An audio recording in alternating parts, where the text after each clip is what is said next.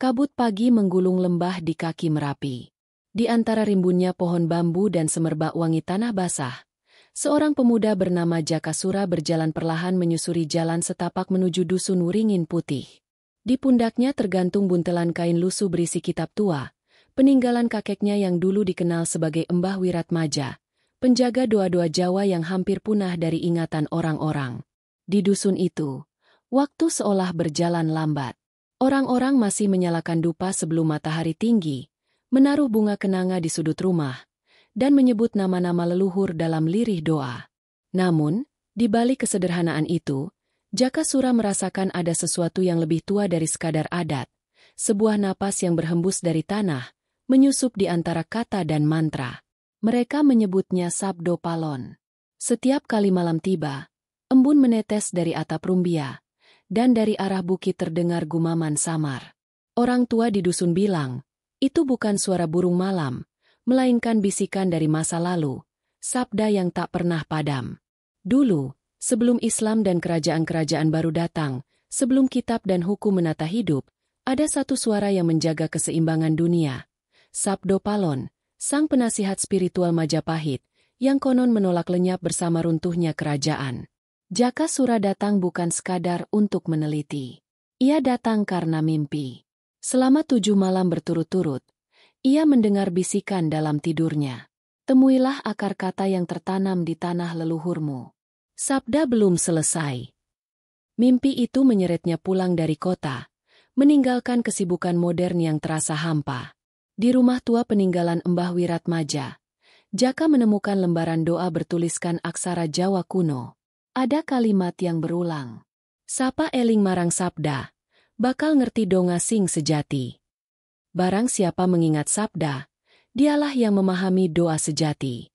Malam itu, di beranda rumah yang diterangi pelita minyak kelapa, datanglah Nyai Raras, penjaga tradisi lisan di dusun itu. Rambutnya memutih, matanya tajam, namun suaranya lembut seperti aliran air. Ia mengenal Embah Wiratmaja sejak muda.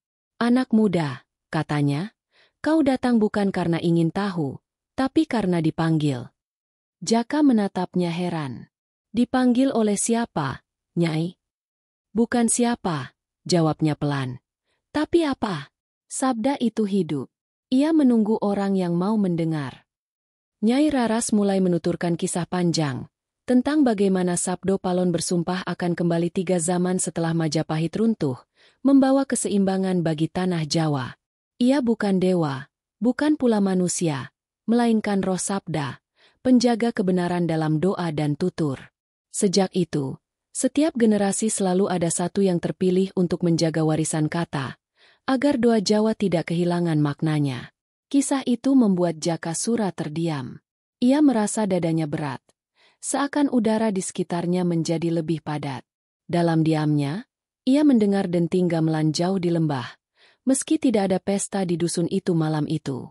Nyai Raras hanya tersenyum. Itu tandanya ia sudah tahu kau datang, katanya. Sejak malam itu, Jakasura mulai belajar doa-doa lama. Doa yang tidak sekadar permintaan, tapi percakapan dengan semesta. Donga kaula marang jagat. Dalam setiap ucapannya, ia merasakan kekuatan yang lembut, seolah tanah, air, api, dan angin mendengarkan. Namun, di balik ketenangan itu, ada bayang yang terus mengintai. Suara langkah di hutan, bisikan di angin, dan bayangan wajah tua di balik kabut. Suatu malam, ketika ia membaca doa di bawah pohon beringin besar, angin berhenti berembus. Api pelita padam. Dalam gelap, terdengar suara dalam bahasa kuno. Sapa ngelingi sabda, bakal weruh rasa. Nanging, sapa nyalah guna kake, bakal ilang saka cahya. Barang siapa mengingat sabda, akan melihat rahasia. Tetapi yang menyalahgunakannya, akan hilang dari cahaya. Jakasura berlutut. Ia tahu, malam itu Sabdo Palon telah menjawab panggilannya. Dari jauh, di lereng Merapi yang gelap, suara petir menggema, seolah langit ikut menyambut kembalinya sabda yang tak pernah padam. Pagi di dusun Wuringin Putih selalu dimulai dengan kabut yang menurun pelan dari puncak Merapi. Burung-burung kecil menjerit di ranting jati, dan bau kemenyan masih tercium di udara, Sisa dari doa malam yang dipanjatkan penduduk desa. Di beranda rumah bambu milik Nyai Raras, Jakasura duduk menatap gunung yang perlahan tampak jelas di balik kabut. Wajahnya tegang. Matanya merah karena tak tidur semalam. Sejak pertemuan dengan suara gaib di bawah pohon beringin, pikirannya tak tenang. Kalimat Sabdo Palon itu bergema di kepalanya tanpa henti. Sapa ngelingi sabda, bakal weruh rasa. Ia merasa seolah setiap bayang di sekitarnya menyimpan arti. Setiap hembusan angin membawa pesan. Nyai, katanya pelan. Aku mendengar suaranya lagi tadi malam. Suara itu datang dari arah gunung. Nyai Raras menatapnya lama sebelum menjawab. Kalau kau sudah mendengar 3 kali, berarti kau sudah terpilih untuk melihat. Melihat apa? Bayang dari masa yang belum selesai. Jawabnya tenang. Sisa janji leluhur yang belum ditebus. Setelah sarapan sederhana dari nasi jagung dan tempe bakar, Nyai Raras mengajak Jakasura naik ke lereng Merapi. Mereka berjalan melewati kebun kopi dan pepohonan pinus, mengikuti jalan batu yang jarang dilalui orang. Di sebuah tikungan sempit, tampak reruntuhan bangunan batu yang tertutup lumut. Ini bekas padepokan Watu Geni, ujar Nyai Raras lirih. Tempat para empu dan pujangga dulu menulis doa dan ajian. Di sini Sabdo Palon terakhir menampakkan diri sebelum menghilang bersama kabut. Jakasura mendekat, menyentuh batu yang dingin dan lembab. Ada ukiran samar di sana, sebagian besar telah tergerus waktu, namun satu kata masih jelas terbaca. Rasa. Ia bertanya, mengapa hanya satu kata? Karena doa sejati tak butuh panjang, jawab Nyai Raras. Rasa adalah jembatan antara manusia dan semesta. Sabdo Palon mengajarkan, sebelum meminta pada langit, rasakan dulu bumi di telapak kakimu. Angin tiba-tiba berputar kencang, membuat daun kering beterbangan. Dari balik kabut, Jakasura melihat bayangan seorang lelaki tua bersorban putih, berdiri menatapnya. Wajahnya samar, tapi sorot matanya tajam, seolah menembus waktu. Ia tidak berbicara, hanya mengangkat tangan dan menunjuk ke arah kawah Merapi. Lihat, Nyai, seru Jaka. Tapi saat ia menoleh, bayangan itu telah hilang. Nyai Raras menghela napas. Itu dia, bayang Sabdo Palon. Ia menandai jalanmu. Kau harus naik lebih tinggi, ke tempat yang disebut Sendang Sukma. Di sanalah doa leluhur masih berdenyut.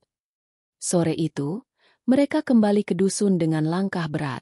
Langit berwarna tembaga, dan suara gamelan samar terdengar dari lembah. Padahal tidak ada hajatan. Jaka merasa dadanya bergemuruh, antara takut dan rindu pada sesuatu yang tak ia mengerti.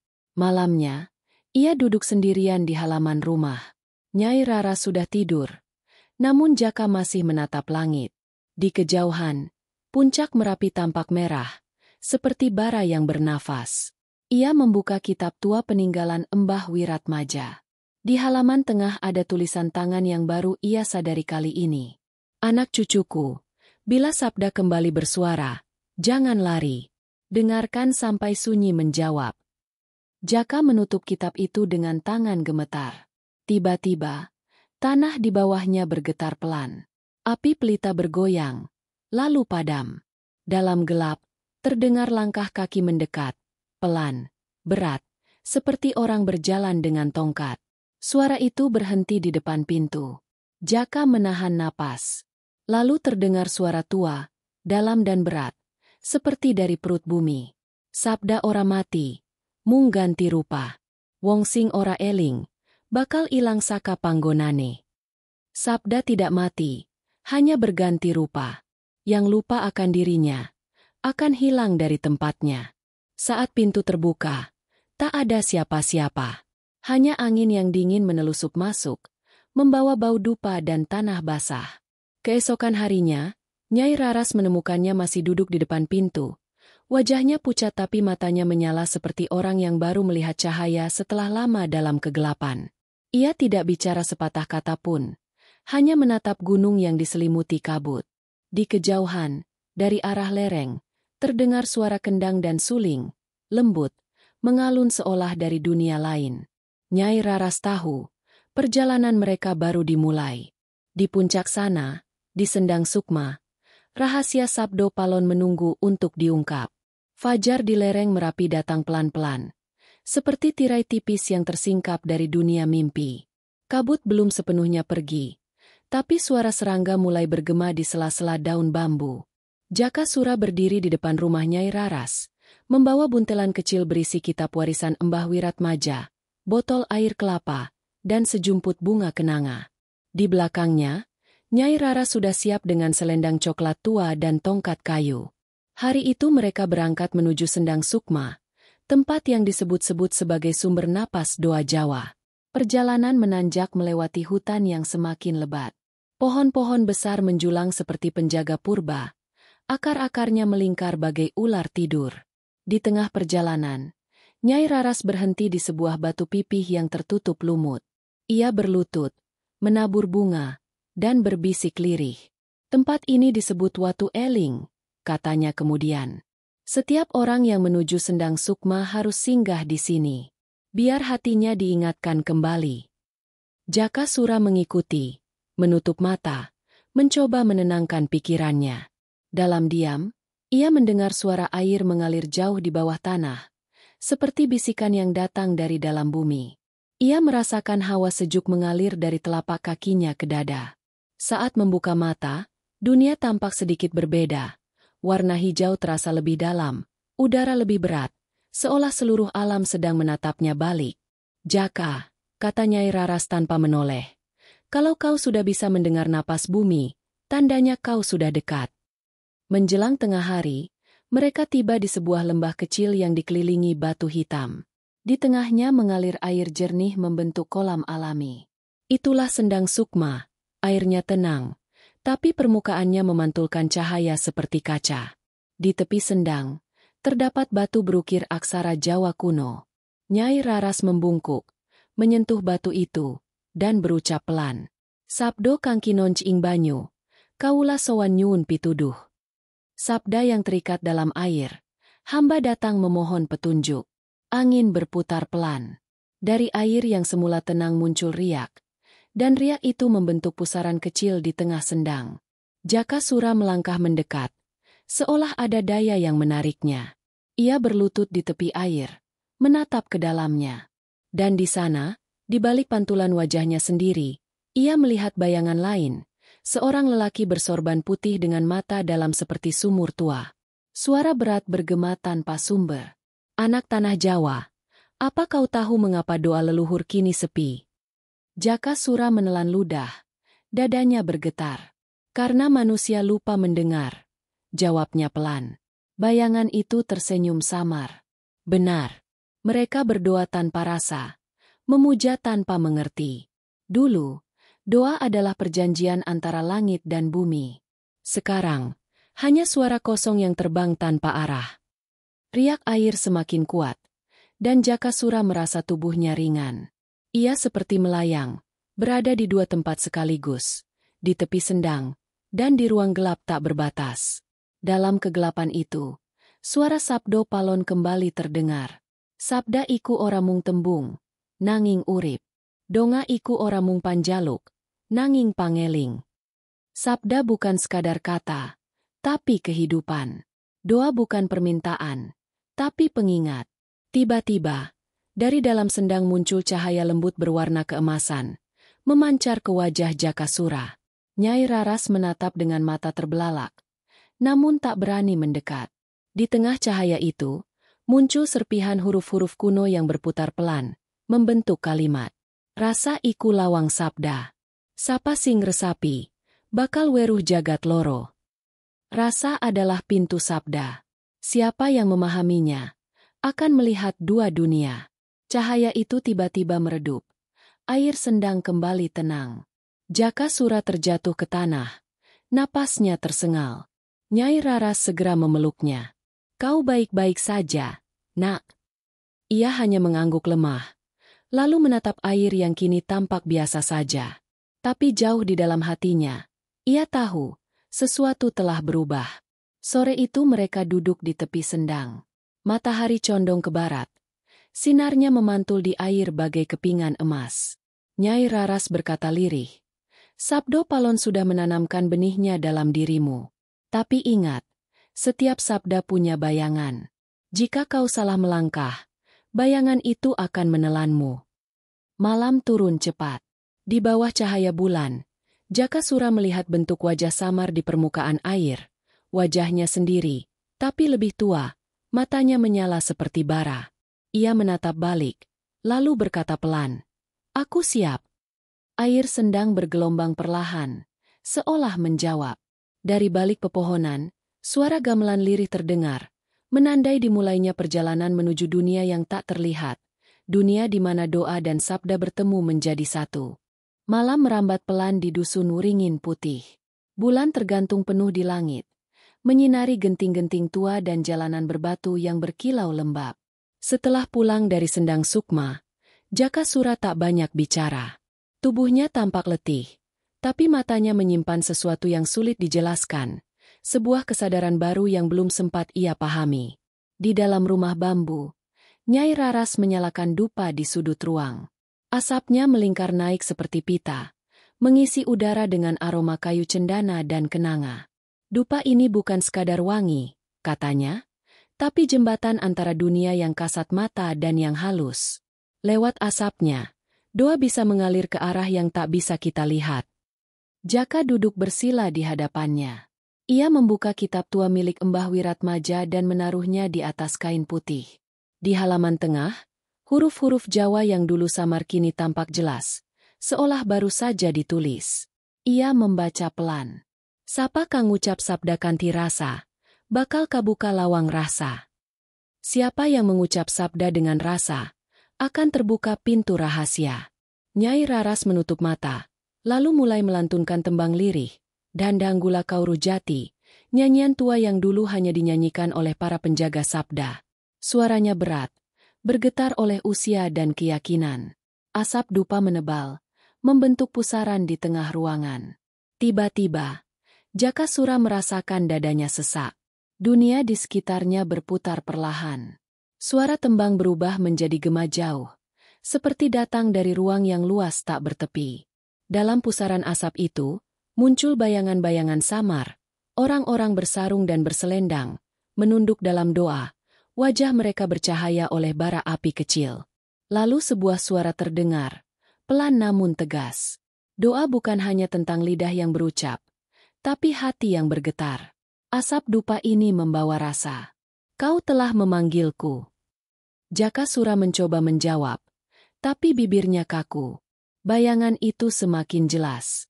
Seorang lelaki tua bersorban putih muncul di tengah asap. Wajahnya tidak asing, bayangan yang sama yang dulu ia lihat di Sendang Sukma. "Sabdo Palon, anak dari tanah yang lupa," ucapnya.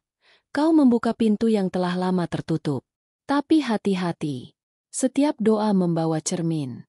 Apa yang kau ucap akan memantul kembali kepadamu." Nyai Raras menunduk, tidak berani menatap. "Guru, kami hanya ingin memahami makna doa yang hilang," katanya lirih. Sabdo Palon menatapnya. Lalu pada Jaka, "Makna itu tidak hilang, hanya tertimbun oleh kebisingan zaman. Doa dulu adalah janji antara manusia dan semesta, janji untuk menjaga keseimbangan. Sekarang manusia hanya meminta, lupa untuk mendengar jawaban." Asap semakin pekat. Di dalamnya muncul kilatan cahaya, membentuk gambar-gambar. Sawah yang subur, laut yang tenang, hutan yang rindang, lalu perlahan berganti menjadi gambaran tanah yang retak dan sungai yang kering. Sabdo Palon berkata, "Beginilah bila doa kehilangan rasa. Alam berhenti mendengar." Jaka menatap pemandangan itu dengan mata basah. "Apa yang harus kulakukan?" tanyanya. "Belajarlah mendengar kembali," jawab Sabdo Palon. "Doa bukan hanya diucap, tapi dijalani. Mulailah dari tanah di bawah kakimu, dari napasmu sendiri. Karena sabda yang sejati lahir dari keheningan." Asap dupa tiba-tiba berputar cepat, lalu menghilang. Ruangan menjadi sunyi. Nyai Raras masih bersila, tangannya gemetar. Pelita hampir padam. Jaka menatap sisa abu dupa di wadah tanah liat. Bentuknya menyerupai huruf Ra dalam aksara Jawa. Ia merasakannya sebagai pertanda. Beberapa detik kemudian, terdengar angin bertiup lembut dari jendela. Dalam hembusan itu, terdengar bisikan yang nyaris tak terdengar.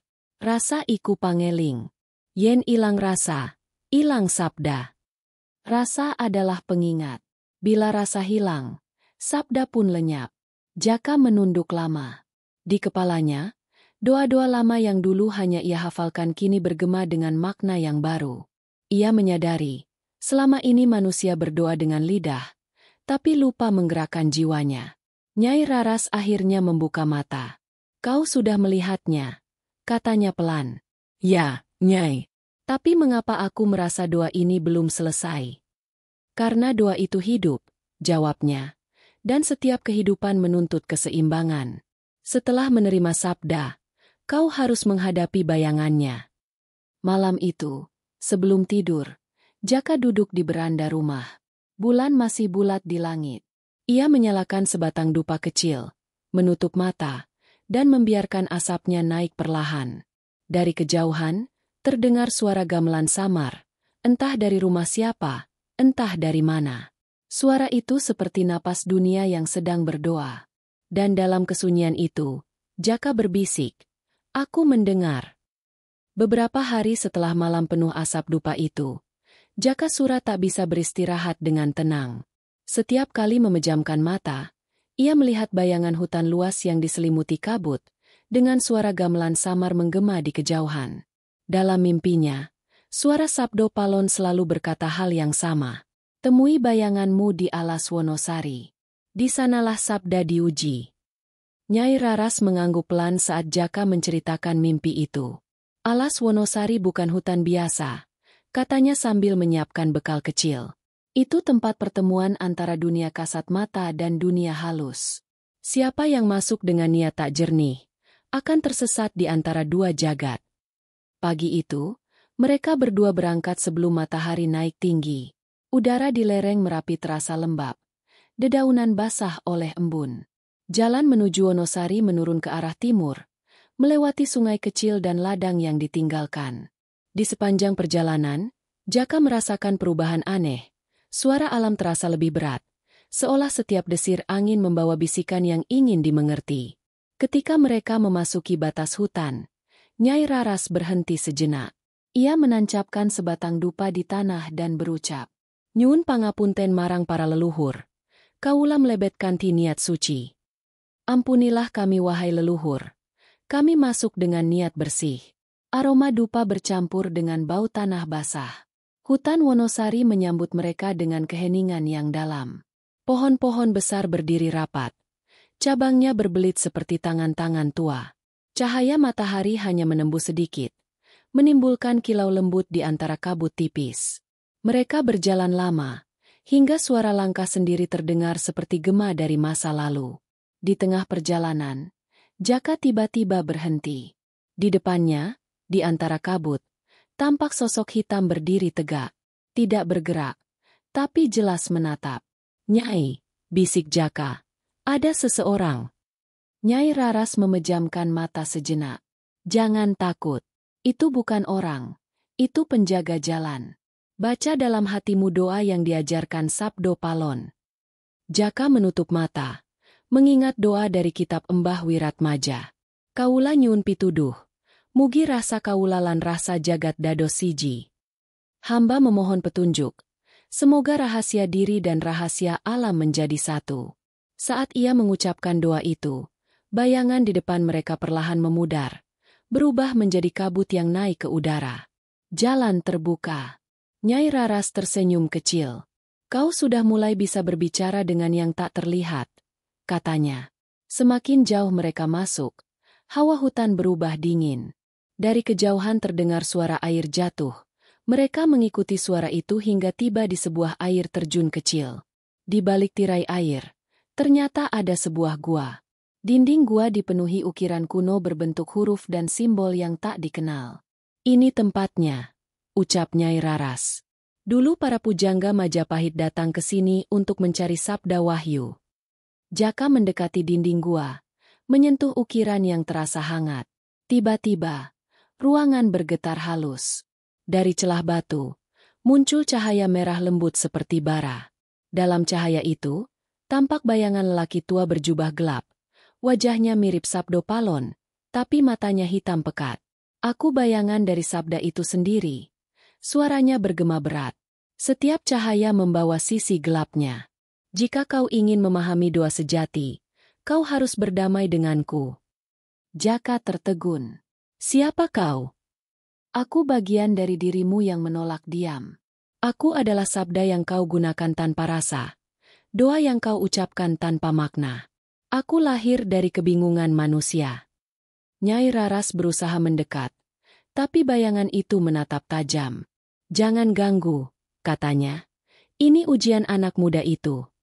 Suara di gua berubah menjadi dengungan panjang. Batu-batu bergetar. Jaka menutup matanya, lalu berucap dengan tenang. Jika kau adalah bayangan, maka dengarkan. Aku datang bukan untuk menolakmu, tapi untuk mengenalmu. Cahaya merah meredup, berubah menjadi semburat emas. Bayangan itu perlahan menunduk, lalu menghilang ke dalam batu. Dari retakan dinding, keluar asap putih tipis yang berputar lalu masuk ke dada Jaka. Ia terhuyung, tapi tak jatuh. Nyai Raras memapahnya. Kau sudah melewati gerbang kedua. Bayanganmu telah menerima sabdamu. Apa artinya itu, Nyai?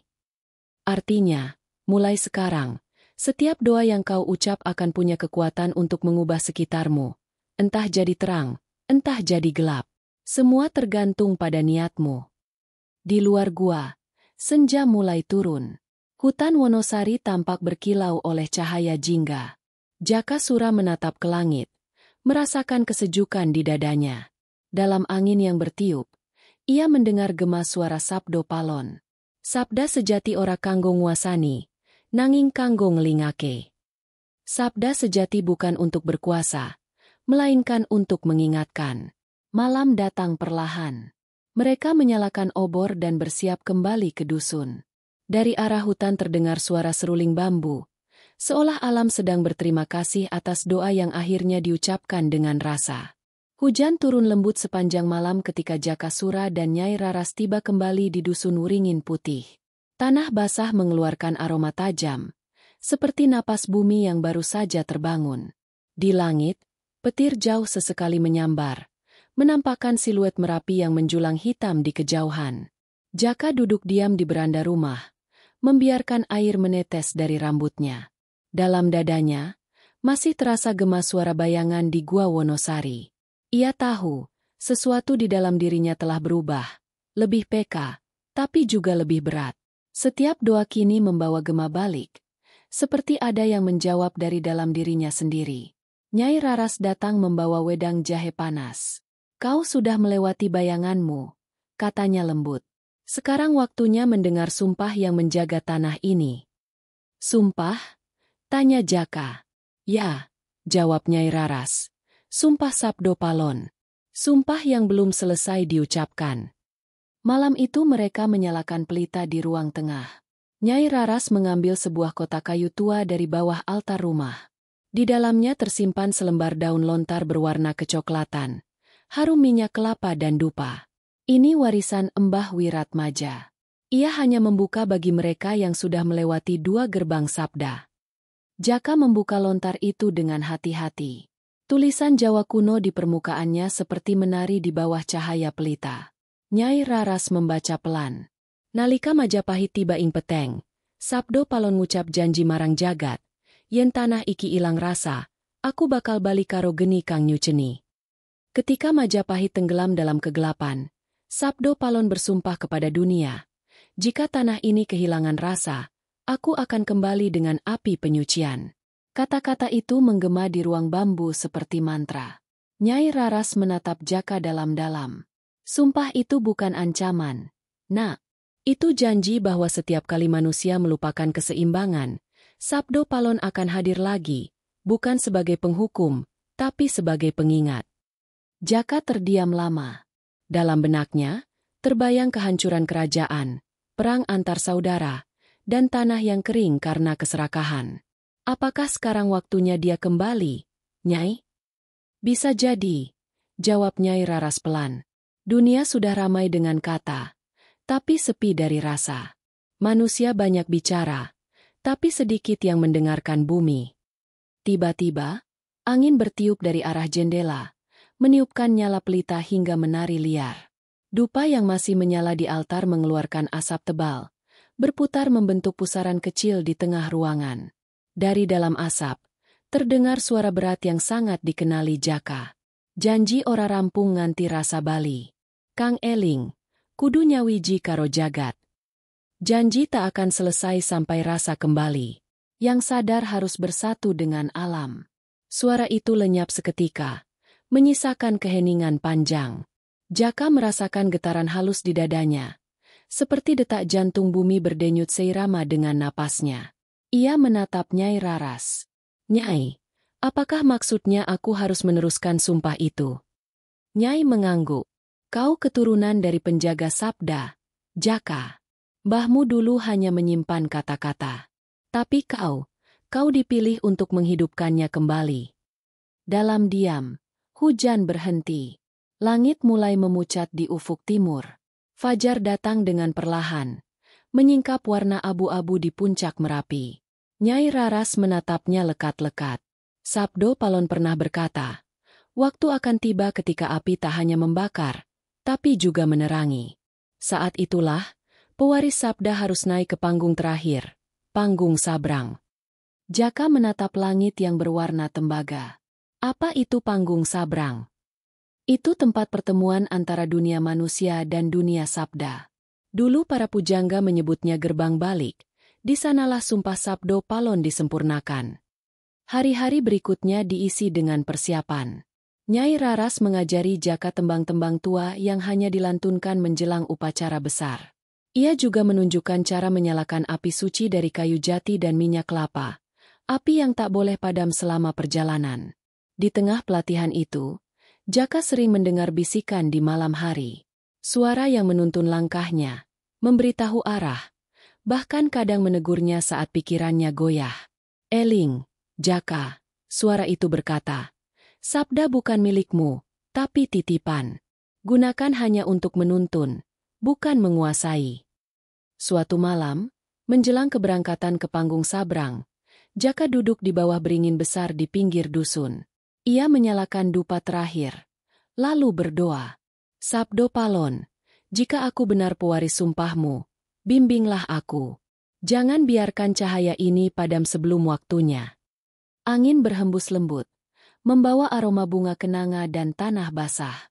Dari kejauhan terdengar suara gong sekali, dalam, berat, dan bergetar sampai ke tulang. Nyai Raras keluar dari rumah dan berdiri di sampingnya.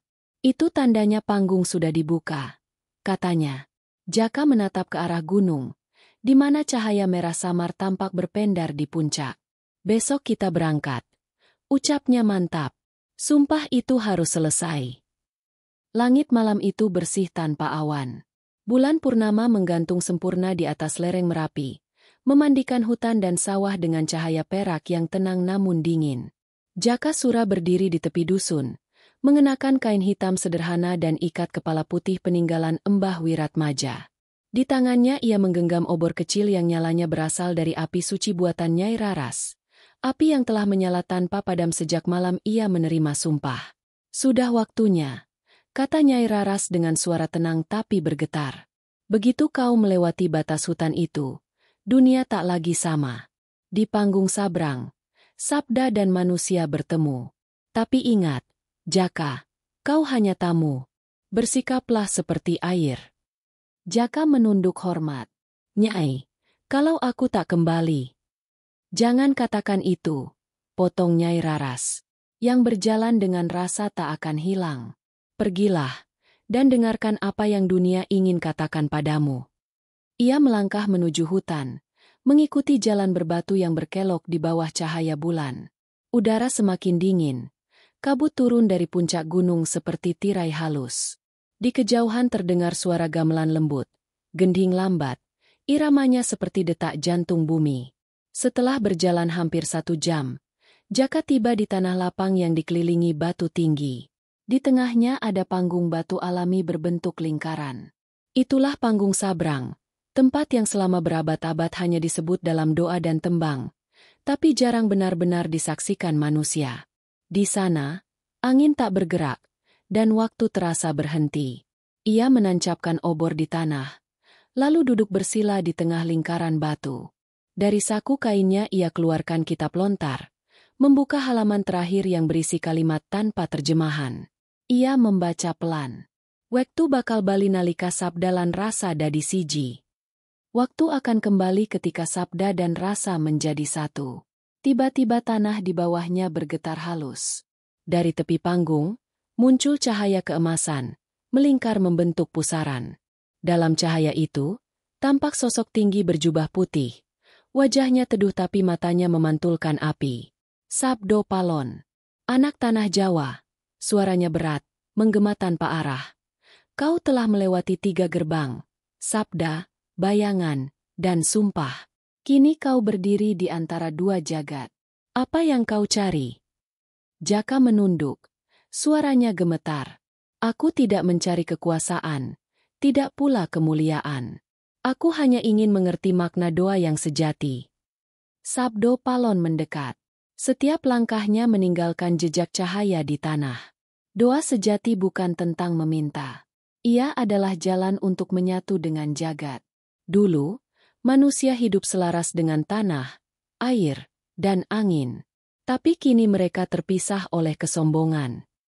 Ia mengangkat tangan, dan di langit muncul bayangan sejarah. Majapahit yang megah, kemudian runtuh oleh perang, lalu tanah yang ditinggalkan oleh rasa. Aku bersumpah akan kembali ketika manusia lupa mendengar bumi. Dan kini aku kembali, lewatmu. Jaka tertegun. Lewat aku. Ya, jawab Sabdo Palon. Sabda tak lagi bisa datang lewat kerajaan, karena kekuasaan telah buta. Ia harus turun lewat jiwa yang bersih, yang mau mendengar. Kau adalah penjaga baru, bukan untuk memimpin, tapi untuk mengingatkan. Hening mengisi udara.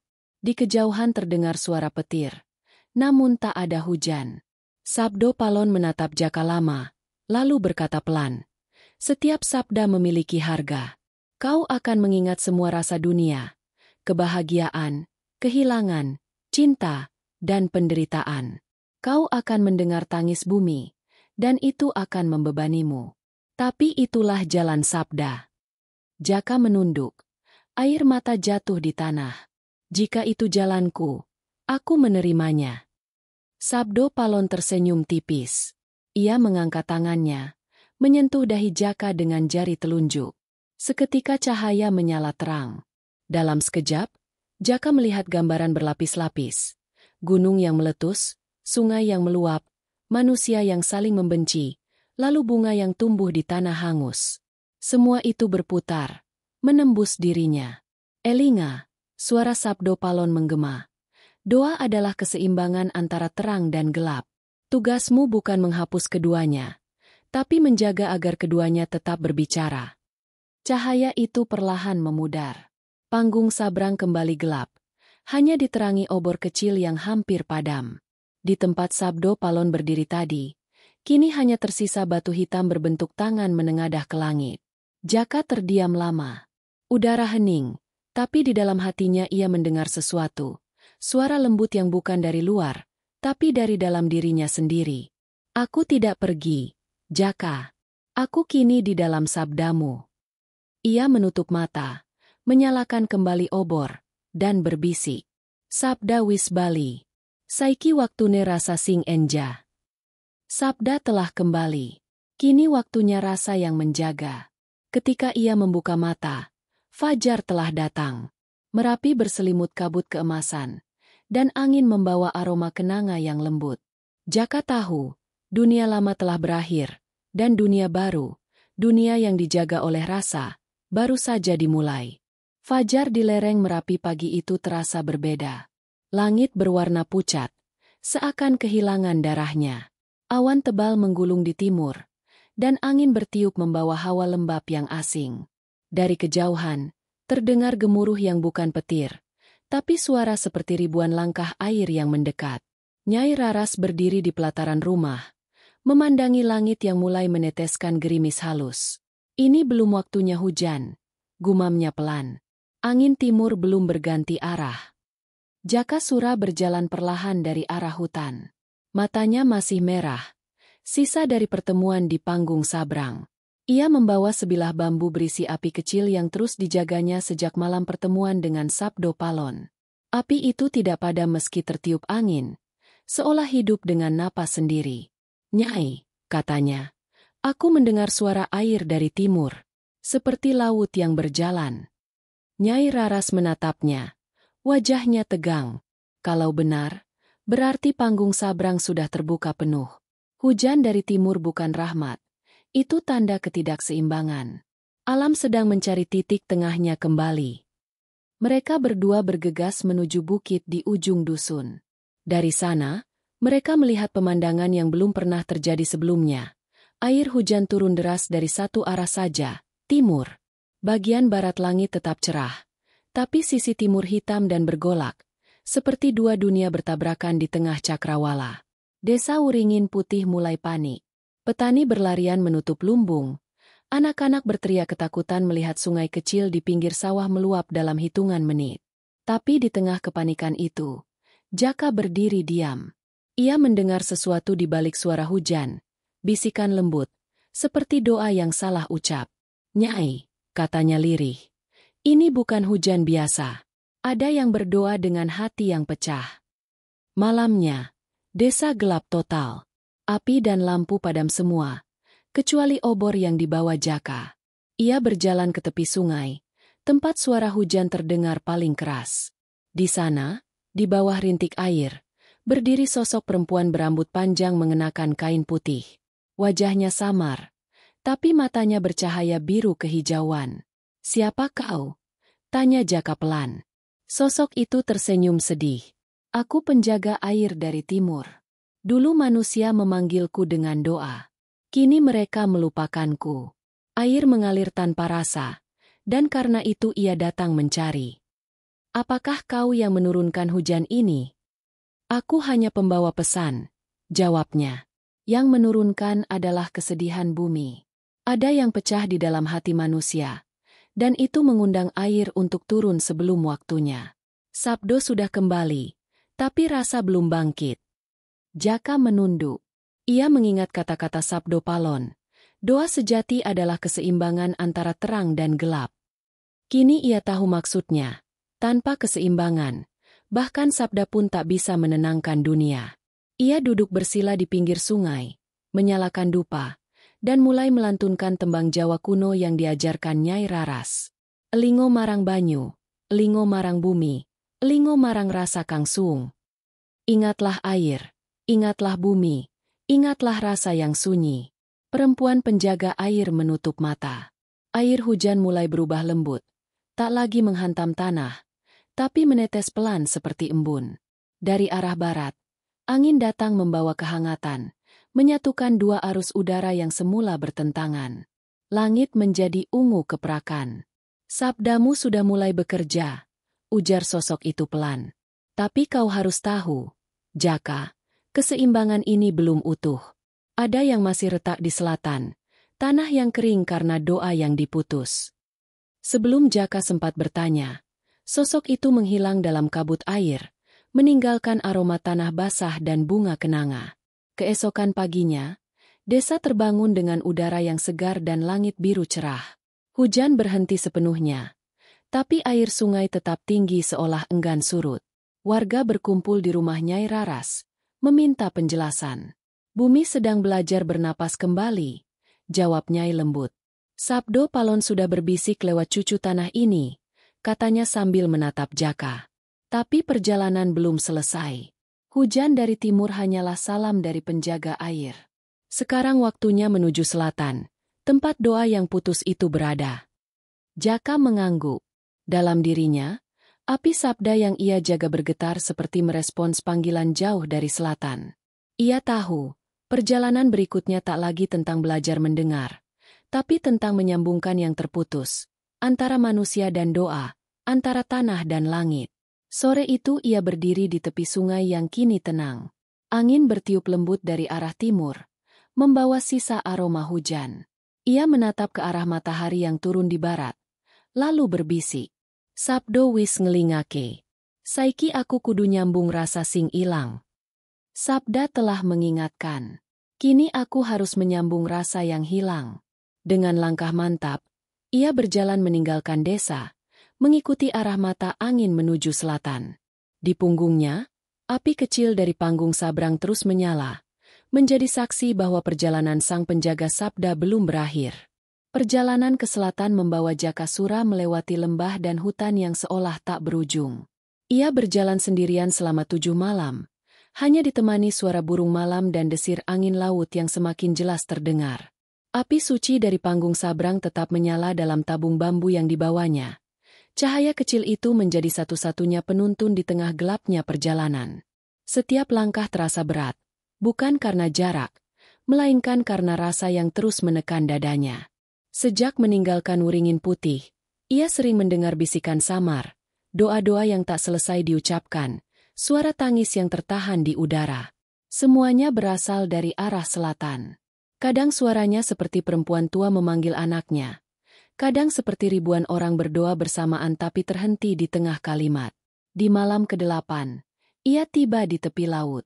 Ombak bergulung besar, memukul karang dengan suara bergemuruh. Langit hitam tanpa bintang. Hanya bulan sabit menggantung rendah di cakrawala. Di tepi pantai itu berdiri sebuah candi batu setengah tenggelam oleh pasir, tua dan terlupakan. Dari dalamnya, keluarlah aroma dupa yang telah lama padam. Jaka melangkah masuk, menyalakan obor kecilnya. Dinding candi dipenuhi ukiran yang menceritakan kisah lama. Manusia berdoa kepada langit, lalu berpaling dari bumi, air yang naik menelan desa, dan seorang lelaki berambut panjang berdiri di tengah laut membawa api, Sabdo Palon. Di hadapan arca yang rusak separuh wajahnya, Jaka duduk bersila. Ia meletakkan bambu berisi api di altar batu, lalu menutup mata. Hening begitu dalam hingga suara detak jantungnya terdengar. Dalam keheningan itu, sesuatu mulai terasa, getaran halus dari tanah di bawahnya. Suara berat bergema di antara ombak. Anak tanah, kau telah membawa sabda sampai ujung dunia. Tapi di sini, doa pernah terputus. Jaka membuka mata. Di hadapannya berdiri sosok perempuan bermahkota bunga laut. Pakaiannya terbuat dari kabut air dan pasir.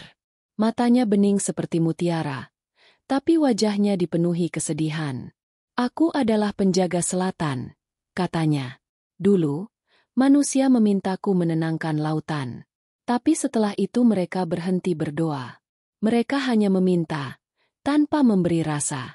Maka laut menjadi tak bertepi. Jaka menunduk hormat. Aku datang membawa sabda, untuk menyambung doa yang terputus. Perempuan itu mengangguk pelan. Sabda tanpa rasa hanyalah gema. Kau harus memberi suara pada sunyi.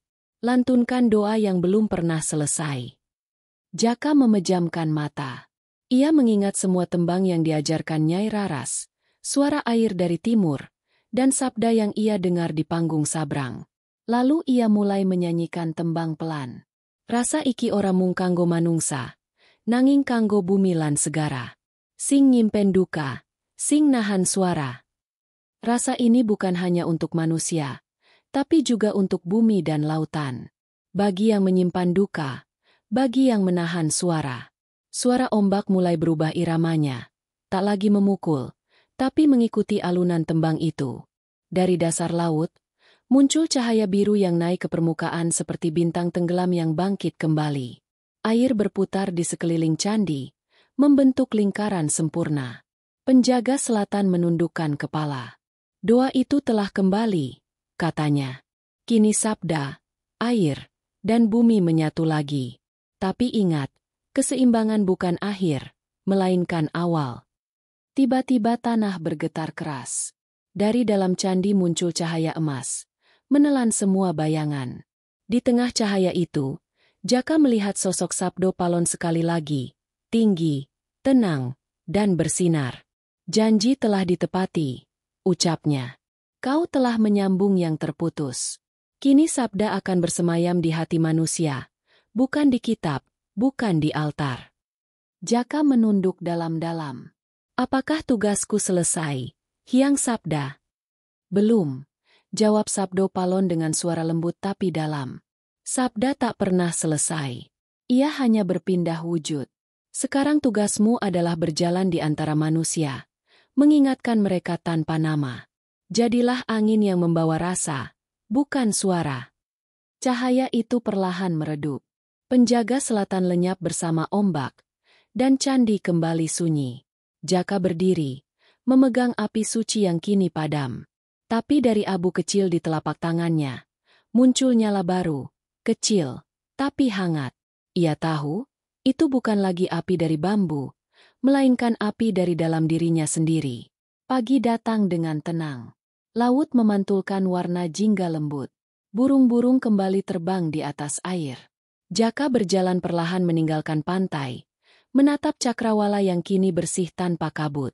Di belakangnya, ombak terakhir menghantam karang, membentuk suara seperti gumaman doa. Seolah laut itu berbisik. Sabdo wis bali, rasa wis urip. Sabda telah kembali, rasa telah hidup. Sejak hari itu, nama Jakasura tak lagi disebut. Ia menjadi penjelajah tanpa tujuan. Kadang muncul di desa yang dilanda kekeringan untuk menanam pohon. Kadang di kota yang penuh bising untuk menenangkan jiwa orang yang lupa berdoa. Dimanapun ia singgah, selalu ada kedamaian kecil yang tertinggal setelahnya. Orang-orang tak tahu siapa dia. Mereka hanya menyebutnya, lelaki dengan api di mata. Dan setiap kali hujan turun dengan lembut dari timur, para sesepuh desa akan berkata dengan pelan, Sabdo Palon ora mati. Dheweke wis bali, liwat rasa manungsa. Sabdo Palon tidak pernah mati. Ia telah kembali, melalui rasa manusia. Dan di tengah angin laut yang tak henti berhembus dari selatan, gema itu terus hidup, menjadi napas yang menyatukan tanah Jawa dan segala doanya untuk selama-lamanya.